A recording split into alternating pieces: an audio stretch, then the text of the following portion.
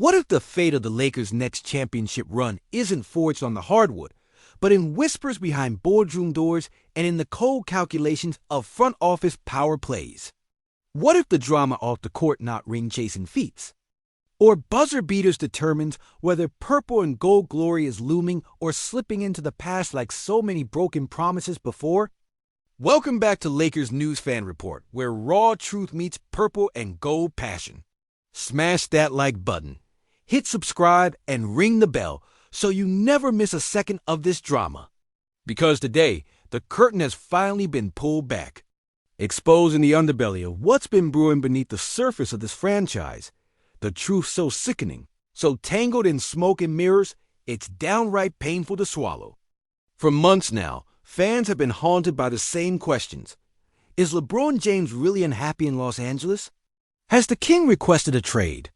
Did the Lakers blindside their own superstar by selling the team without telling him? These rumors brewing and bubbling in the relentless sports media storm led by voices like Brian Windhorst and Ramona Shelburne have set the fan base on edge. We've heard it all. Rich Paul's cryptic declaration after LeBron opted into his player option, saying his client wants to win now and will be closely monitoring the Lakers' situation. From there, the narrative spiraled. Whispers of LeBron feeling betrayed, truths twisted, and trade rumors running wild. Yesterday, during a broadcast stretch around the Summer League, the pressure to get answers hit its peak. LeBron's Kirk, I have nothing to talk about, only fan the flames, sending speculation into overdrive. But then Dave McMenamin entered the scene, tearing through the fog with an uncomfortable truth that cuts through the noise like a dagger. LeBron James was notified of the Lakers' sale through his representatives.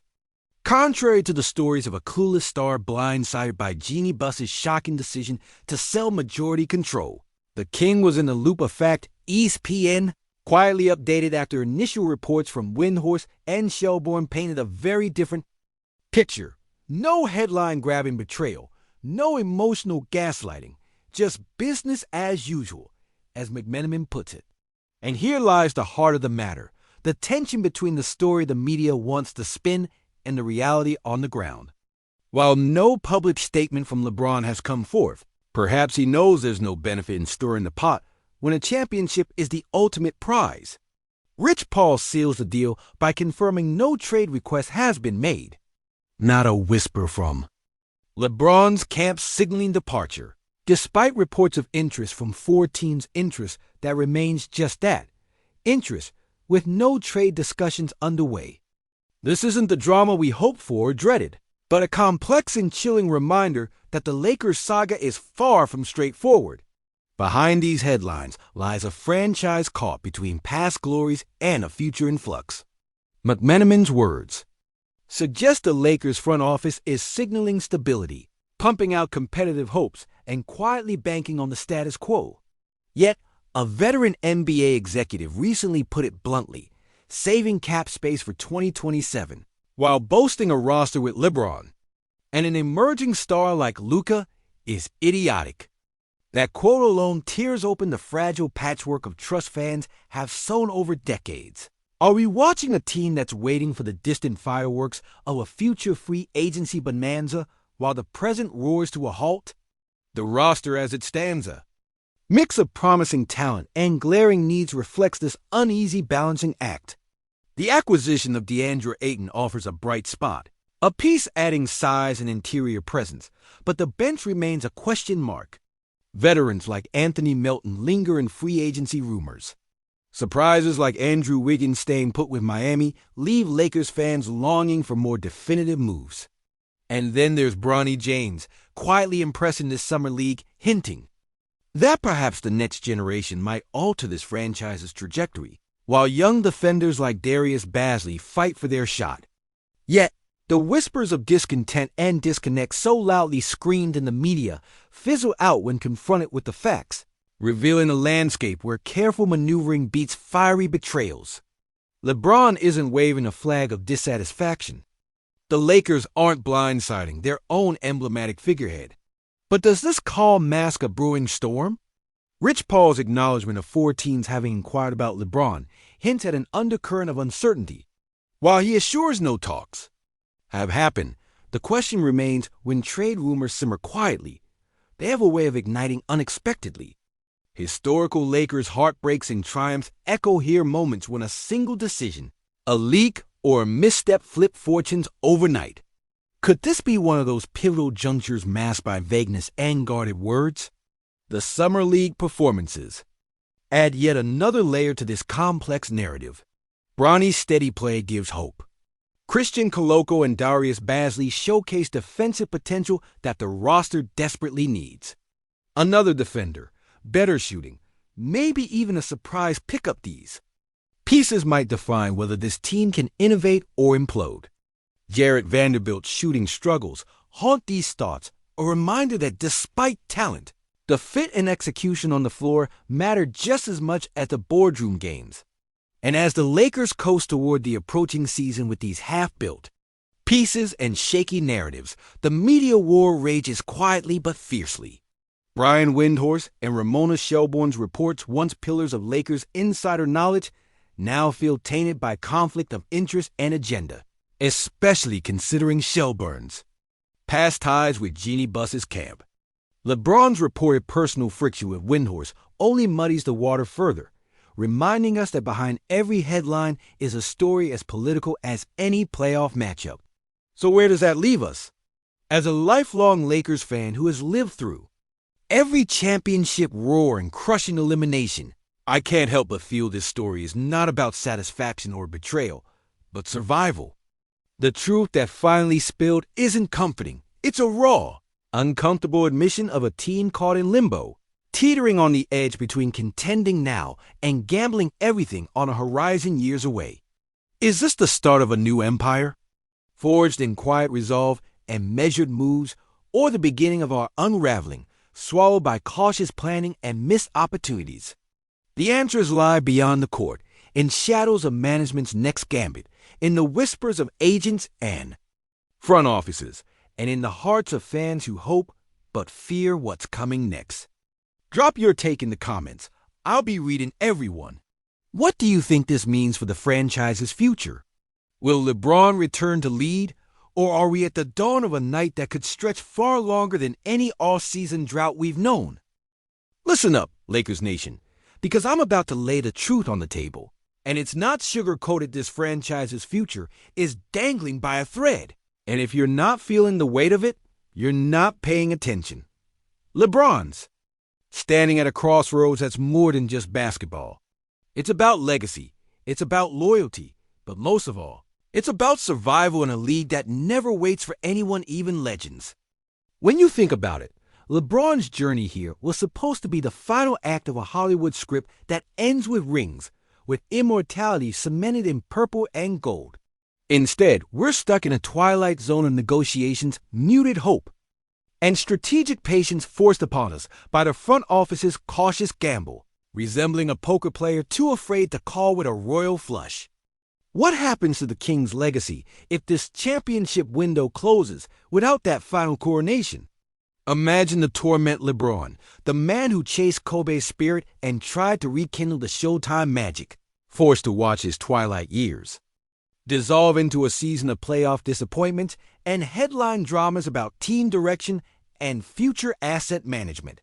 His shadow now looms over a team that desperately needs more than just a star. It needs soul and a real commitment to winning now.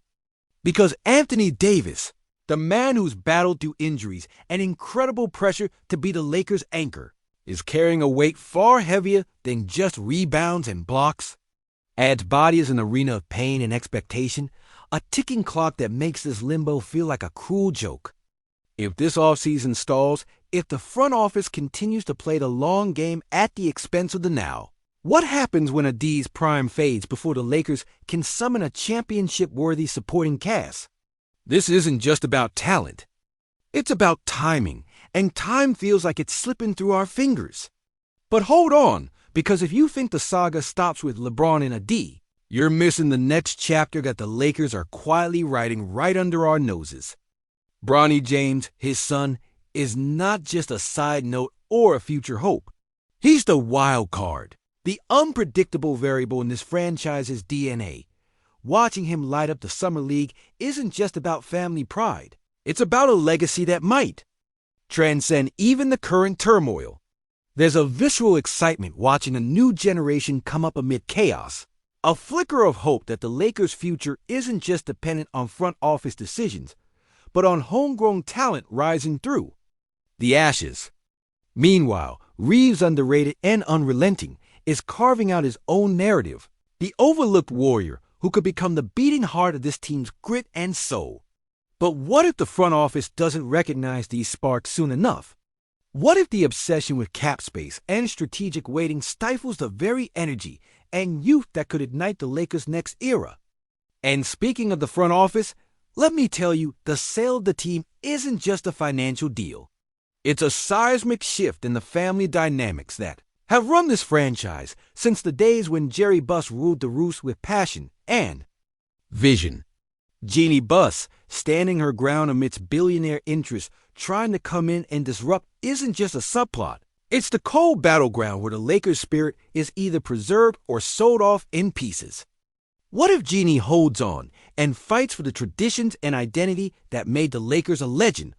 Or what if the new majority owner, a figure shrouded in whispers and speculation, rewrites the rules and sends a shockwave through the NBA landscape? History shows us that Lakers dynasties weren't shaped in quiet conference rooms. They were forged in firestorms, in moments of defiance like Magic Johnson's Showtime revolution, the Shaq-Kobe era's relentless dominance in the 2000s, the 2010s redemption arc capped by Kobe's final championship, and that miraculous 2020 bubble banner that reminded the world no matter the odds, the Lakers embody resilience. But history also reminds us of Payne Jerry West's anguished twilight years as a reluctant architect of broken dreams, the stinging collapse after the Kobe-Shaq split, and the post-title decline where every season felt like a slow estrangement from greatness. What if we're witnessing history repeat itself? A franchise caught in the throes of reinvention that could either elevate or devastate. And don't think the West is just sitting back watching the Lakers squirm. No, the entire conference is a boiling pot of pressure and hunger. The Warriors, nursing their own wounds but still Titans, are ready to pounce if the Lakers falter. The Nuggets, with Jokic orchestrating their symphony, smell blood in the water. Phoenix and the Clippers are quietly sharpening knives, preparing to exploit any cracks in the purple and gold armor. This battle for Western supremacy is brutal, relentless, and unforgiving. Every hesitation by the Lakers front office echoes through the standings. Every delayed signing or unexplored trade sends ripples of doubt among fans wondering if the championship window is closing faster than the front office admits. Now, imagine you're sitting in the stands at the Crypto.com arena or packed into a bar with fellow fans. The tension palpable as every trade rumor drops like a bombshell. Every off-court drama twisting the knife deeper into our collective soul. The chatter isn't just noise, it's a reflection of our desperation, our need to believe that this time, this season, the Lakers will rise again. But what if the pieces don't come together? What if the silence from the front office is a mask for indecision or worse, surrender? As we bear witness to this season's unfolding drama, it's clear that the Lakers are not just fighting opponents on the court. They're battling the very narratives that shape their destiny, battling the ghosts of past glories and present uncertainties. Each game, each play, each quiet press conference is magnified by what lies beneath the push and pull of ambition versus pragmatism, of legacy versus reinvention. As a Laker till the day I die, here's what I see coming. A franchise on the razor's edge, balancing between reclaiming its rightful throne or slipping deeper into the shadows of a league that moves on without mercy. This moment demands more than just talent or history. It demands heart, vision, and a front office willing to seize the now before it's too late. Now I want to hear it from you. Drop your rawest take below. Every true believer in purple and gold, because this story isn't over, and the fight for Lakers' destiny is just getting started.